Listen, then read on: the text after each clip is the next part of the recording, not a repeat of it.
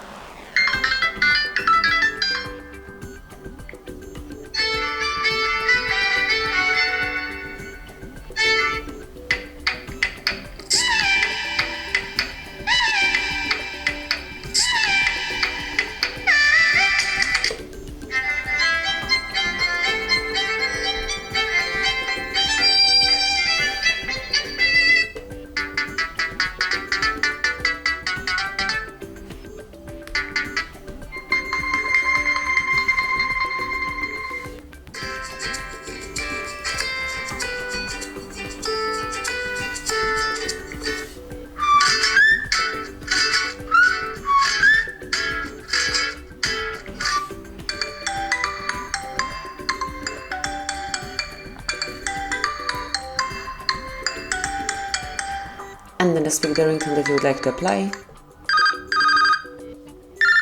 Tap on OK. And as you can see, the ringtone has been changed. So that would be all. This is it. Thank you for watching.